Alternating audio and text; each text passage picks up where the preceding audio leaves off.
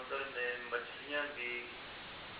ان طلباء کے لیے دعا کرتی ہیں، اور فرشتے اس بات کو اپنے لیے اعزاز سمجھتے ہیں کہ ان کے پاؤں کے نیچے اپنے پر بچھائیں۔ تو اس نقطہ نظر سے میں آج جو ہمارے عزیز طلباء اپنی منزل کے کچھ سنگ میل طے کر کے، طالب علمی کی ایک منزل ہے اور منزل میں پھر چھوٹے چھوٹے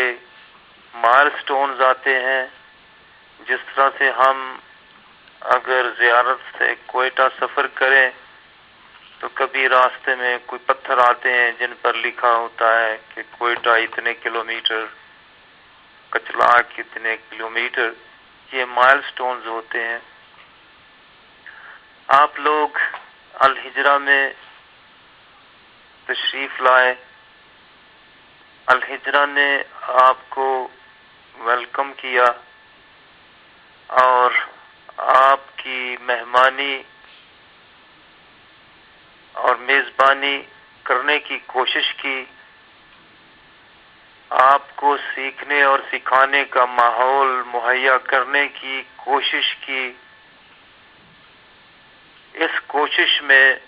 بے شمار کوتاہیاں اور کمزوریاں ضرور رہی ہیں۔ امید ہے کہ آپ ان 5 سالہ 6 سالہ قیام میں جو بھی کمزوریاں کوتاہیاں الحجرہ کی میزبانی میں، مہمان نوازی میں، آپ کی خدمت میں، آپ کو سہولتیں مہیا کرنے میں رہ گئی ہیں، آپ انشاءاللہ ان کو درگزر فرمائیں گے، اور انشاءاللہ اصل مقصد جو علم کے حصول کا تھا اس کو پیش نظر رکھ کر کے آپ نے یہ جو 6 مائل سٹون 6 سال یہاں گزارے ہیں، میں امید کرتا ہوں کہ یہ آپ لوگوں کی زندگی کا ایک اہم اور بہت ہی اہم سرمایہ بن کر کے آپ کی زندگی میں شامل ہو چکے ہوں گے۔ میں یہ سمجھتا ہوں کہ آپ کا یہ 6 سالہ دور، اگر آپ 7ویں میں آئے تو اب آپ نے 12ویں کا امتحان دیا، FSC کر لیا، یہ ایک مراقبے کی کیفیت اور مراقبے کی حیثیت رکھتا ہے۔ آپ نے ایسا ہی کیا جیسے کوئی صوفی آدمی شہر کو چھوڑ کر کے، اپنی فیملی کو چھوڑ کر کے، اپنے دوست و احباب کو چھوڑ کر کے کسی تنہائی میں کسی غار میں چلا جاتا ہے، اور قرآن مجید نے بہت ہی بیوٹیفلی کچھ ایسے نوجوانوں کا تذکرہ کیا ہے جنہوں نے ایک ایسی ہی ہجرت کی تھی۔ وہ ہجرت انہوں نے اپنے ویلیوز اور اپنے اسلام کے اور جو اللہ تعالیٰ کے قواعد و ضوابط تھے اس کے خلاف ماحول کو دیکھتے ہوئے بھاگ کر کے انہوں نے اپنی ایک جائے پناہ تلاش کی۔ اللہ تعالیٰ نے ان کو اصحاب کہف کے نام سے سورہ کہف میں یاد کیا ہے۔ سارے کے سارے اصحاب اقتدار اور معاملے اور معاشرے کو کنٹرول کرنے والے لوگ جب ان کے مخالف ہو گئے، ان کے خیالات کے مخالف ہو گئے، تو انہوں نے اپنے دین کی حفاظت کے لیے شہر کو چھوڑ کر کے ایک جگہ پر جائے پناہ تلاش کی، اس کو کہف کہتے ہیں، اور سورہ کہف نازل ہوئی، اس میں اس کا ذکر کیا ہے۔ لیکن ایک سرٹیفکیٹ اللہ تعالیٰ نے عطا فرمایا ان کو، فرمایا کہ انہم فتیۃ آمنوا بربہم، ان لوگوں کا یہ مراقبہ، بھاگ کر کے ایک جگہ پر پناہ لینا، یہ اصل میں ان نوجوانوں کی ایک جماعت اور گروپ کا کام تھا، وہ ایسا گروپ تھا جو اپنے اللہ پر دل کی گہرائی سے ایمان لے آئے تھے۔ فَزِدْنَاهُمْ هُدًى، پھر ہم نے بھی ان کو ہدایت اور رہنمائی میں زیادہ کیا، ان کی ہدایت اور رہنمائی کے جذبے، خیال، سوچ، شعور کو بے پناہ اضافہ کیا اس میں۔ اور تیسری بات اللہ تعالیٰ ان کے بارے میں فرماتے ہیں کہ وَرَبَطْنَا عَلَىٰ قُلُوبِهِمْ، ہم نے ان کی دلوں میں حوصلہ اور جذبہ پیدا کر دیا۔ جس چیز کو وہ صحیح سمجھتے تھے، اس کے اوپر قائم رہنا ایک بات ہے اور اس کا اظہار کرنا دوسری بات ہے۔ تو فرمایا وَإِنَّهُمْ فِتْيَةٌ آمَنُوا بِرَبِّهِمْ، وہ ایک مومن نوجوانوں کی جماعت تھی جو اپنے رب پر دل کی گہرائی سے ایمان لائے تھے۔ پھر ہم نے بھی ان کی رہنمائی اور ہدایت میں اضافہ کیا اور پھر ان کے دلوں کو مضبوط کر دیا۔ وَرَبَطْنَا عَلَىٰ قُلُوبِهِمْ إِذْ قَامُوا، جب وہ اپنے موقف کے لیے کھڑے ہوئے تو ان کے دل شجاعت سے، بہادری سے اور بریونس سے بھرے ہوئے تھے۔ اور یہ بہت بڑا اللہ تعالیٰ کا انعام تھا کہ ایک ہے آدمی صحیح بات سمجھتا ہے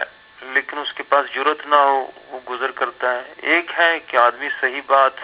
سمجھتا ہے پھر اس پر قائم رہتا ہے اور دوسروں کے ساتھ اس کا ذکر نہیں کرتا۔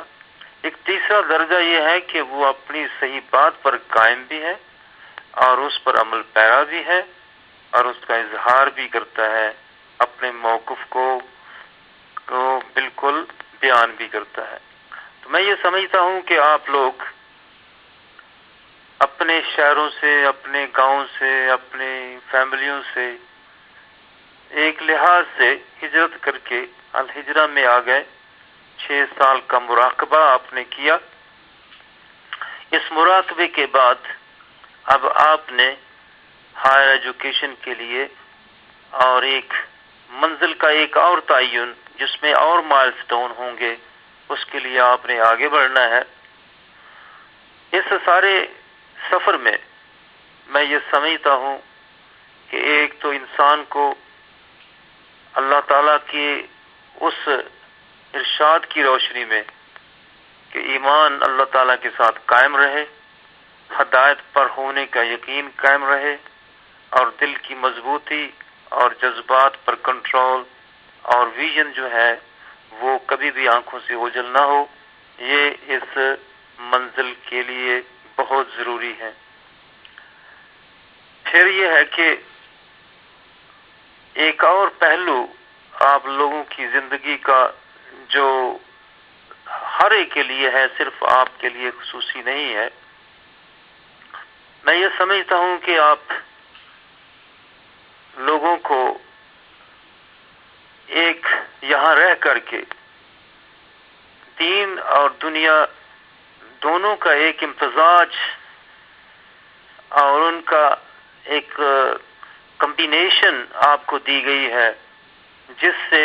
اکثریت ہمارے نوجوانوں کی محروم ہے۔ یا تو وہ بالکل 100% دینی ماحول میں پڑھیں گے تو اس دینی ماحول میں پھر اسکول آف تھوٹ کی پرابلمز آ جاتی ہیں، سیکٹیرین پرابلمز آ جاتی ہیں اور ایکسٹریم ویوز کی پرابلمز آ جاتی ہیں۔ اور پھر دوسرا ماحول ہے بالکل دنیا،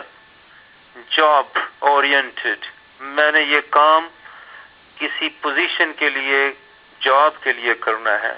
جس میں دین کا کوئی پہلو شامل نہیں ہے۔ تو وہ دنیا ہے اور وہ دین ہے، لیکن اصل اللہ تعالیٰ نے ہمیں جو رہنمائی فرمائی ہے وہ یہ ہے کہ الدنیا مزرعۃ الآخرہ، کہ یہ دنیا اصل میں کھیتی ہے آخرت کی۔ جو کچھ ہم نے یہاں پر بونا ہے وہی ہم نے وہاں کاٹنا ہے۔ تو اس نقطہ نظر سے الہجرہ کا جو منہج ہے وہ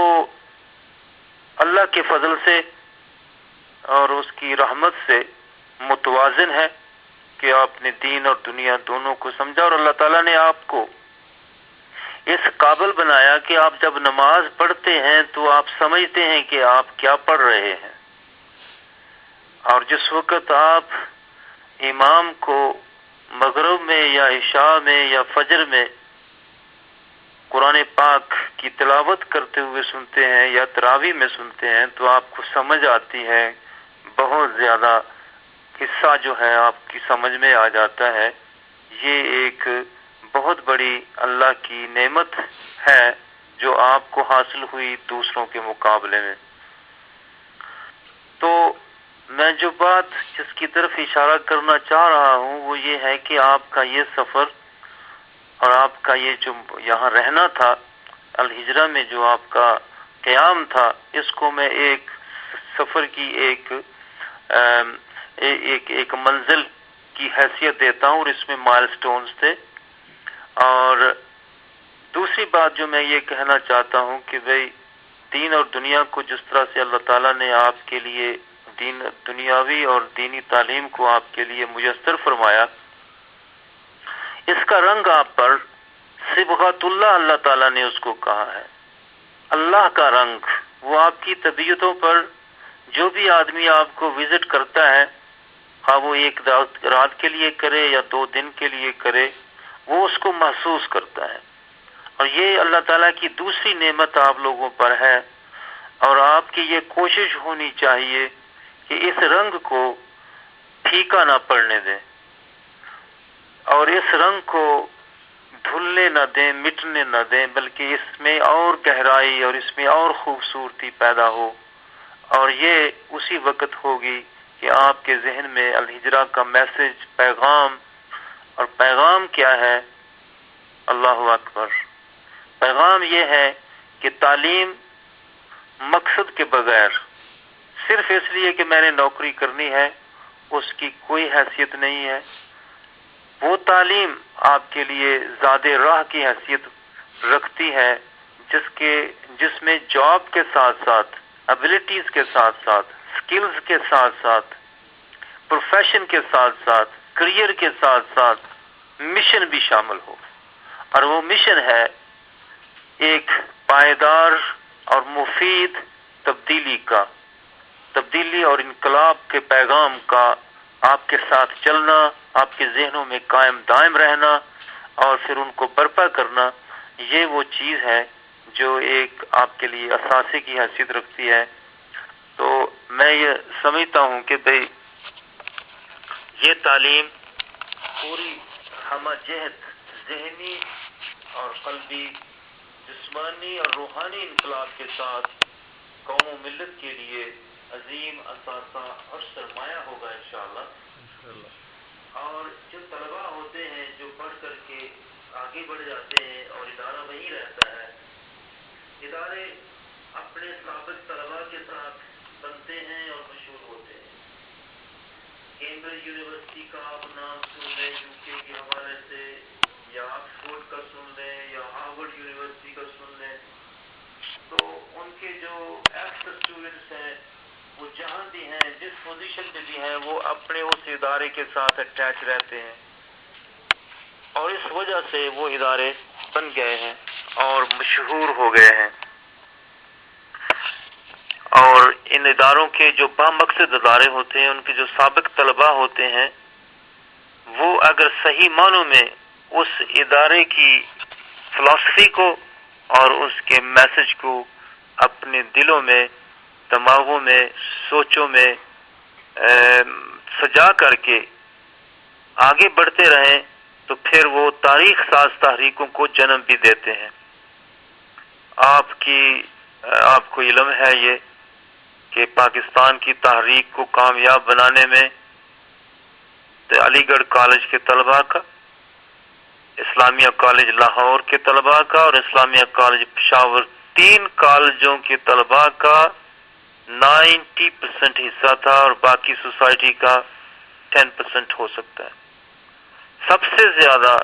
بھاگ دوڑ، قربانی اور کمپین ان لوگوں نے چلائی۔ تو اگر ادارے ملک بنا سکتے ہیں، اگر اداروں کے سابق طلباء تحریکیں جنم دے سکتے ہیں،